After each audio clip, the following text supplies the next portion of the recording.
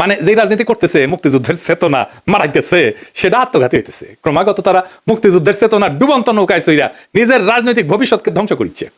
মানুষজন এই কথা আওয়ামী লীগ আর বামেদের কাছে শুনিছে, তো এখনো শুনে, তাই না? এতদিন 15 বছর ধরে শুনিছে, মাইক লাগে শুনিছে। তারা এই কথার প্রতিধ্বনি যখন বিএনপির কাছে শুনে, সে তখন মনে করে আরে এটা তো আওয়ামী লীগ, এটাই তো ইন্ডিয়ার বন্ধু। আর সত্যি সত্যি যখন ইন্ডিয়ানদের উচ্ছ্বাস দেখে তারেক রহমানকে নিয়ে, আর তারা প্রকাশ্যেই বলে তারেক রহমান আর বিএনপি তাদের পছন্দের দল, তখন মানুষ দুয়ে দুয়ে চার মিলায়। সুবীর ভৌমিকের কথাটা আবার শুনেন, এডিটর সাহেব শুনান। ভারত বাংলাদেশে কোন সরকার চাইবে? খুব সোজা উত্তর আমি তোমায় দিয়ে দিচ্ছি। Awami League is not in election, next best option is BNP, obviously not Jamaat. তারা অলরেডি 50 লাখ লোক নিয়ে জিয়ার টেয়াদের হুমকি দিচ্ছে, ফলে জামাত অবভিয়াসলি ইন্ডিয়া চাইবে না। অত অনেক কথা, ডিপ্লোম্যাটিক কথা বলতে পারবে। কানেকশনটা হচ্ছে 71, আমরা একসাথে আমার সৈন্য এবং মুক্তিযোদ্ধারা রক্ত ঝরিয়েছে, সেই সুবাদে Awami League. This is a historical fact. তো এই জায়গাতে হঠাৎ করে আজকে অন্য কিছু ডাইনামিক্স চলে আসবে, এটা তো আশা করাটাও ভুল। কিন্তু যে গভর্নমেন্ট আসবে তার সাথে ইন্ডিয়াকে তো ডিল করতে হবে। শুনেছেন? এই সুবীর ভৌমিকের কথাটা কাইতে নিয়ে মোবাইলে সেভ করে রাখবেন, আর ভোটার ক্যাম্পেইনে গেলে এটা ভোটারদের শুনেবেন, কাম সারা হয়ে যাবে। ভোটার পাশায় ছাপ দিয়া ভোট দিবে বিএনপিরে। আর তার উপরে যদি দেখে সেই আওয়ামী লীগের অলিগার্ক লবণ কামালদের সাথে তারেক রহমানের হাত মিলায়, তখন পাবলিকে বুঝা যায় এটা সেই আগের বন্দোবস্ত। আমরা হাসিনাকে তাড়াইছি, কিন্তু তার তৈরি বন্দোবস্ত এখনো আছে, আর এই বন্দোবস্তের মালিকানা নিয়েছে বিএনপি। আওয়ামী লীগের এই বন্দোবস্ত, এই শক্তি বিএনপিকে আশ্রয় করে আবার শক্তি নিয়ে ফিরে আসতেছে, যেন আবার চট করে ঢুকে যেতে পারে। উন্নত বিশ্ববিদ্যালয়ে ছাত্র সংসদ নির্বাচনে শিবির সমর্থিত প্যানেলের ভূমিধ্বস বিজয় হয়েছে, আলহামদুলিল্লাহ। ছাত্রদল সমর্থিত প্যানেলের ভিপি ক্যান্ডিডেট ফাইট দিছে, তাও শেষ রক্ষা হয় নাই। যদিও ছাত্রদল প্যানেলের ভিপি ক্যান্ডিডেট কিন্তু গণ অধিকার পরিষদের, ছাত্রদল করা ছাত্র না। শিবির সমর্থিত প্যানেলের জন্য শুধু না, এটা জগন্নাথ বিশ্ববিদ্যালয়ের জন্য একটা ইতিহাস যে এটা জগন্নাথ বিশ্ববিদ্যালয়ের প্রথম ছাত্র সংসদ নির্বাচন। সকল জরিপ, বড় দল, বাঙ্গ মিডিয়া, বাঙ্গ সুশীল এবং গোয়েন্দা সংস্থার পরিকল্পনা ব্যর্থ করে দিল সাধারণ ছাত্রছাত্রীরা এইভাবেই। পুরনো আচার ব্যবহার দেখে এই সাধারণ ছাত্রছাত্রীরা, তারা ছাত্রলীগের চাইতে কিংবা ছাত্র দলের চাইতে কিংবা অপরাপর সংগঠনগুলির চাইতে তাদেরকে ভালো মনে করেছে, ভোট দিয়েছে। আগামী 1 মাসের মধ্যেই যদি এই সমস্ত ক্যাম্পাস আবার ভোট হয়, আমি আপনাকে লিখে দিচ্ছি ছাত্র শিবির পাশ করবে না।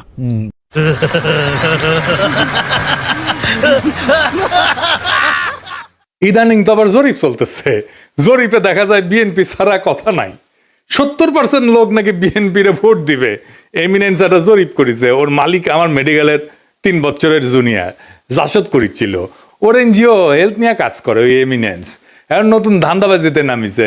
শামিম শুনো, 70% লোক বিএনপিরে ভোট দিবি, হদ দিবি, পাশা পাইতে দিলে হোগাত ছাপ্পা দিয়ে দিবি, ব্যালটে দিবি পাবলিকে। এই জগন্নাথের ইলেকশন নিয়েও জরিপ করেছিল, কইছিল ছাত্রদল জিতবি। সেটা আবার বাসস, তার মানে বাংলাদেশ সংবাদ সংস্থা ছাপিয়েছিল, মানে সরকারি সংবাদ সংস্থা। এটি মাহবুব মুর্শেদকে চাকরি দিছে আসিফ নজরুল। পুরা আওয়ামী লীগ আমলে আওয়ামী লীগের সাথে সিস্টেম করে চলিছে। মাঝে মাঝে কুরকুরে নিয়ে উঠলে আমার নিয়ে স্ট্যাটাস মারতো, এটা আছে না সুশীল গেরে একটা কুরকুরে নিয়ে আছে, পিনাকিরে নিয়ে স্ট্যাটাস মারে, আসলে আওয়ামী লীগ, কিন্তু মাঝে মাঝে আবার ভাব দেখায় আমি আওয়ামী লীগ না। ওরে নিয়ে এমডি বানাইছে বাসসের, মানে বাসসের এমডি হবে সাংবাদিকতার সিনিয়র সাংবাদিক, তা না ওক নিয়ে বসেছে। এইভাবে আসিফ নজরুল বহুত বালসালরা চাকরি দিছে, এখন সব কয়টা বিএনপির সার্ভিস দিতেছে, এইভাবে সার্ভিস দিতেছে। এরা জানে বিএনপি ক্ষমতা না আসতে পারলে হোগাত লাথি দিয়ে খেতাবে, তাই হোগা দিয়া পাহাড় ঠেলিচ্ছে, যেটি লাথি খাবি সেটা দিয়া পাহাড় ঠেলিচ্ছে। এইগুলা এভাবে পুরা প্রফেসর ইউনূসের প্রশাসন বিএনপির জন্য খাটিচ্ছে, অভিনব উপায়ে খাটিচ্ছে। এটা কথা কয়ে নি, প্রফেসর ইউনূসের প্রশাসন উপদেষ্টা মন্ডলী শোনেন, মন দিয়ে শুনেন। বৃহত্তর বিএনপির প্রফেসর ইউনূসের উপদেষ্টা পরিষদের শাখার সদস্যরা এবং প্রশাসনে বিএনপির লেসপেন্সাররা শুনে রাখেন, আপনারা রাষ্ট্রের কর্মচারী, ওই রাষ্ট্রের মালিক জনগণ, বিএনপি না। মাথায় রাখেন, একদিন না একদিন জনগণের সরকার আসবে ক্ষমতাত, সেদিন কিন্তু কোনো ছাড় পাবেন না। সেই সরকার প্রফেসর ইউনূসের সরকারের মতো ধ্বজভঙ্গ সরকার হবে না, সেই সরকার হবে জুলাইয়ের আগুনে উদ্দীপ্ত সরকার। হোগার চামড়া কিন্তু তুলে নেওয়া হবে, মাইন্ড ইট, পলাহে পারবেন না। রাষ্ট্রের কর্মচারী হিসেবে নিরপেক্ষ থাকবেন, সামান্যতম পক্ষপাতিত্ব করবেন তো সেইটার কাফফারা দিতে হবে, মাপ নাই, সেই কাফফারা ভয়ঙ্কর হবে, সরি কওয়ার কলার টাইম পাবেন না। এবার আসেন আমরা দেখি কেন ছাত্রদল এভাবে হারিচ্ছে, আর নাম হয়েছে হারু পাট্টি। বুঝে চাও? এই আলাপগুলো আমরা অনেক আগের থেকেই করিচ্ছি। প্রথম কারণ হইতেছে তাদের দীর্ঘদিন ছাত্র দলে কোনো রিক্রুটমেন্ট নাই, নতুন ছাত্র ঢোকেনি, না ঢুকলে দল থেকে আওয়ামী বিরোধী ছাত্র রাজনীতি তো বন্ধ থাকে নাই, তাই না? ওরা কয় যে শিবির আছে কারণ ওরা গুপ্ত রাজনীতি করছে, তা আওয়ামী বিরোধী ছাত্র রাজনীতি কি বন্ধ ছিল? ছাত্রলীগের লুঙ্গির তলে ছিল নাকি শিবির? নূরের দল তাহলে কেমনে তৈরি হইল? নাহিদ আসিফরা কিভাবে তৈরি হইল? ওরা তো গুপ্ত রাজনীতি করে নাই, শিবির প্রকাশ্য রাজনীতি করে নাই, কারণ সে বিপ্লবী রাজনীতি করছে। বিপ্লব মানে এক্সিস্টিং সিস্টেমের রাপসার, এটার ভেঙে ফেলতে হয়। যেই শক্তি প্রকাশ্য সে ইতিমধ্যে রাষ্ট্রীয় নজরদারির ভিতরে থাকে, তাই সে রাপসার করতে পারে না এক্সিস্টিং সিস্টেমকে, বিপ্লবী হইতে পারে না। বিপ্লব মানে অসম লড়াই। এইখানে ট্রান্সপারেন্সি থাকাটা আত্মঘাতী, গোপনীয়তা এখানে নৈতিকতা না, এইখানে স্ট্রাকচারাল নেসেসিটি। বিপ্লবী হইতে হইলে তাকে গোপনে রাজনীতি করতে হবে। এই কাজটা করেছে শিবির, সেই জন্য বিপ্লবী ক্যারেক্টার নিয়ে দাঁড়াইছে, সেই জন্যই তারা এই ভূখণ্ডের ইতিহাসে সবচেয়ে শক্তিশালী ছাত্র সংগঠন হিসেবে উত্থিত হয়েছে। গুপ্ত ছিল, ছাত্রলীগের লুঙ্গির তলে ছিল, এইসব বইলে লাভ হয়েছে কেন? বালটা হয়েছে, হয় নাই, হবেও না। এইবার দ্বিতীয় ইস্যু, বিএনপির ভুল রাজনীতি। ভুল বলাটা ঠিক না, মানে যেই রাজনীতি করতেছে, মুক্তিযুদ্ধের চেতনা মারাইতেছে, সেটা আত্মঘাতী হইতেছে। ক্রমাগত তারা মুক্তিযুদ্ধের চেতনা ডুবন্ত নৌকায় চইরা নিজের রাজনৈতিক ভবিষ্যৎকে ধ্বংস করিচ্ছে। মানুষজন এই কথা আওয়ামী লীগ আর বামেদের কাছে শুনিছে, তো এখনো শুনে, তাই না? এতদিন 15 বছর ধরে শুনিছে, মাইক লাগে শুনিছে। তারা এই কথার প্রতিধ্বনি যখন বিএনপির কাছে শুনে, সে তখন মনে করে আরে এটা তো আওয়ামী লীগ, এটাই তো ইন্ডিয়ার বন্ধু। আর সত্যি সত্যি যখন ইন্ডিয়ানদের উচ্ছ্বাস দেখে তারেক রহমানকে নিয়ে, আর তারা প্রকাশ্যেই বলে তারেক রহমান আর বিএনপি তাদের পছন্দের দল, তখন মানুষ দুয়ে দুয়ে স্যাড মিলায়। সুবীর ভৌমিকের কথাটা আবার শুনেন, এডিটর সাহেব শুনান। ভারত বাংলাদেশে কোন সরকার চাইবে? খুব সোজা উত্তর আমি তোমায় দিয়ে দিচ্ছি। Awami League is not in election, next best option is BNP, obviously not Jamaat. তারা অলরেডি 50 লাখ লোক নিয়ে জেহার টেয়াদের হুমকি দিচ্ছে, ফলে জামাত অবভিয়াসলি ইন্ডিয়া চাইবে না। অত অনেক কথা, ডিপ্লোম্যাটিক কথা বলে তো লাভ। কানেকশনটা হচ্ছে 71। আমরা একসাথে, আমার সৈন্য এবং মুক্তিযোদ্ধারা রক্ত ঝরিয়েছে, সেই সুবাদে Awami League. This is the historical fact. তো এই জায়গাতে হঠাৎ করে আজকে অন্য কিছু ডাইনামিক্স চলে আসবে, এটা তো আশা করাটাও ভুল। কিন্তু যে গভর্নমেন্ট আসবে তার সাথে ইন্ডিয়াকে তো ডিল করতে হবে। শুনেছেন? এই সুবীর ভৌমিকের কথাটা কাইতে নিয়ে মোবাইলে সেভ করে রাখবেন, আর ভোটার ক্যাম্পেইনে গেলে এটা ভোটারদের শুনেবেন, কাম সারা হয়ে যাবে। ভোটার পাশায় ছাপ দিয়া ভোট দিবে বিএনপিতে। আর তার উপরে যদি দেখে সেই আওয়ামী লীগের অলিগার্ক লবণ কামালদের সাথে তারেক রহমানের হাত মিলায়, তখন পাবলিকে বুঝে যায় এটা সেই আগের বন্দোবস্ত। আমরা হাসিনাকে তাড়াইছি, কিন্তু তার তৈরি বন্দোবস্ত এখনো আছে, আর এই বন্দোবস্তের মালিকানা নিছে বিএনপি। আওয়ামী লীগের এই বন্দোবস্ত, এই শক্তি বিএনপিকে আশ্রয় করে আবার শক্তি নিয়ে ফিরে আসতেছে, যেন আবার শর্ট করে ঢুকে যাইতে পারে।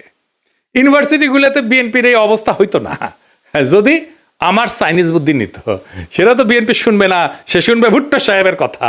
যাই হোক, আমার ক্ষুদ্র ভাতারা কবে আন্নার কাছে দাদা সব স্ট্র্যাটেজি থাকে না, তা থাকে না। তো এই স্ট্র্যাটেজি আমি বানাইবার পারি, কয়া দিতেছি, কমো কয়া দি। এখন তো কয়া দিলেও কোনো লাভ করবার পারবি না, কিন্তু কয়া দি যে কেমনে এটা করা যায় গেল নি। আসেন এটা শুনি দেখি, মজা পাবেন কলে। ছাত্র দলে যে রিক্রুটমেন্ট নাই, এটা তারেক রহমান সহ সব বিএনপি নেতারা জানে, স্থায়ী কমিটির সবাই জানে, স্বীকার করে, কিন্তু এইটারে কেমনে ম্যানেজ করবে সেটা জানে না।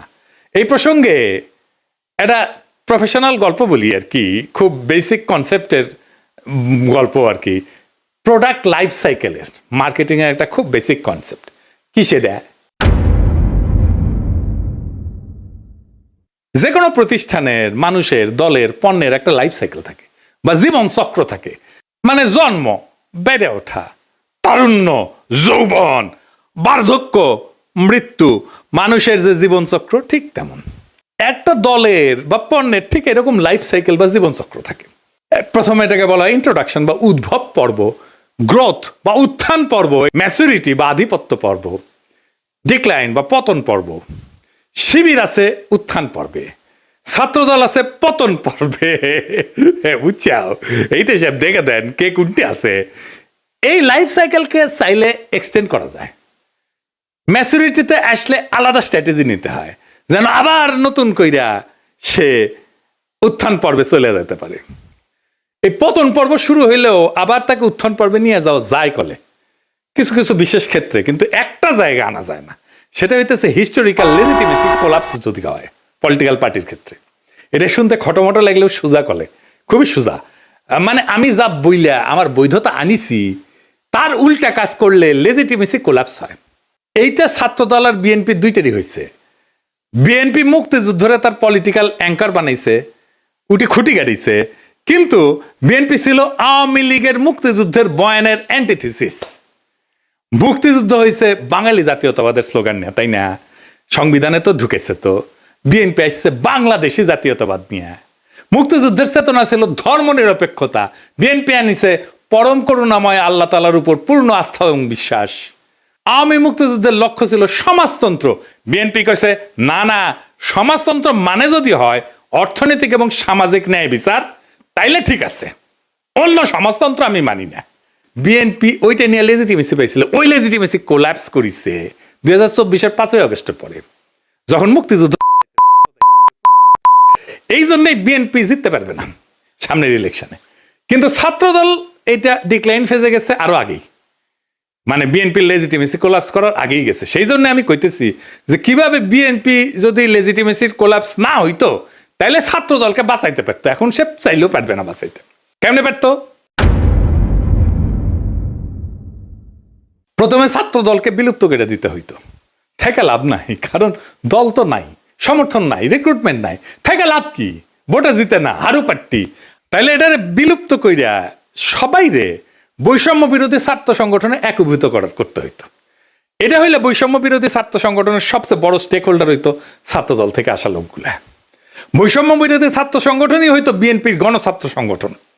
সে আরো বৃহত্তর ঐক্যের চেষ্টা করতো, ছাত্র অধিকার পরিষদকে নিত, ইনকিলাব মঞ্চকে নিত, এরকম ছোটখাটো দলগুলোকে সে ঢুকায় ফেলতো, একীভূত করে ফেলতে পারতো। তাইলে শিবিরের একটা শক্তিশালী বিরোধী দল দাঁড়াইতো।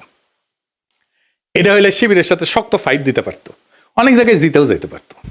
আর যে রিক্রুটমেন্টের গ্যাপ তৈরি হয়েছে সেটা পূরণ হইতো, কারণ এই বৈষম্য বিরোধী ছাত্ররা তো ছাত্রদল করে না, এরা তো নতুন তরুণ, আরো তরুণ, এরা ঢুকতো, তাইলে তার গ্যাপটা পূরণ হইতো। এখন ইলেকশন হইতেছে আর মারা খাইতেছে বিএনপি, নামই হয়ে গেছে হারু পাট্টি। এখন আমার ক্ষুদ্র ভাতারা একটা বিরাট কোশ্চেন করে ফেলতে পারে আমাকে, আমি কালে ডরে আছি। হ্যাঁ, যে কয় যদি দাদা দলে যদি এইভাবে লাইফ সাইকেলের মধ্যে যায়, উত্থান পতনের মধ্যে দিয়া যায়, তাহলে তো আমেরিকা রিপাবলিকান আর ডেমোক্রেটদের মইরা ভূত হয়ে যাওয়ার কথাই ছিল। এইগুলো তো ভালোই টিকে আছে। তো মাঝে মাঝে বুঝছাও আমার মনে হয় যে আমি দিনে 4-5টা করে ভিডিও বানাই, বেনে এগুলো ব্যাখ্যা করি।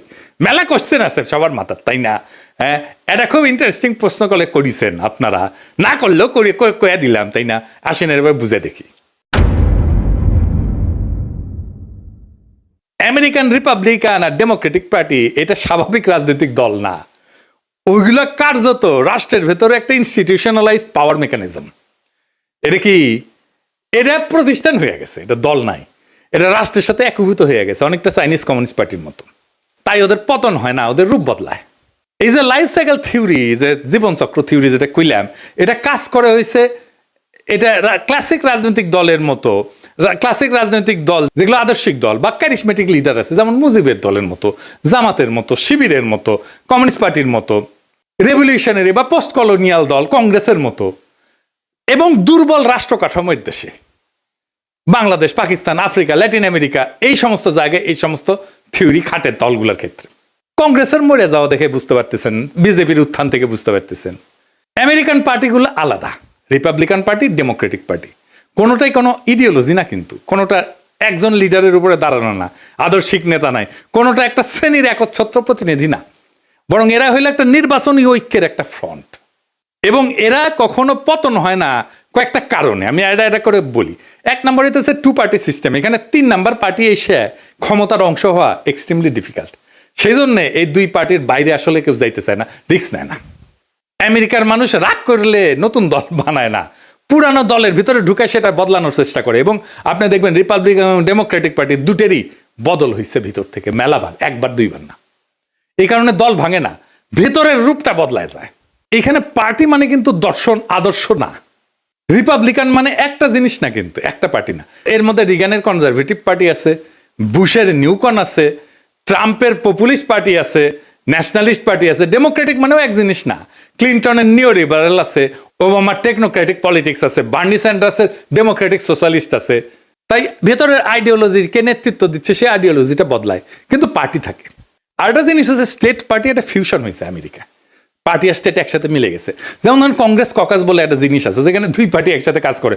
স্টেট গভর্নর নেটওয়ার্ক যেটা, সেখানে দুই পার্টি একই সাথে সমান শক্তিশালী। থিঙ্ক ট্যাঙ্ক, তারপরে যে ডোনারদের ক্লাস, মিডিয়ার যে ইকোসিস্টেম, এই সব কিছু মিলে এটা একটা সংগঠন না, এটা একটা পাওয়ার ইনফ্রাস্ট্রাকচার হয়েছে। আমেরিকান এলিটদের যে কনফ্লিক্ট, এইটা ম্যানেজ করা হয় এই দুই পার্টির এই সিস্টেমের মধ্যে দিয়া।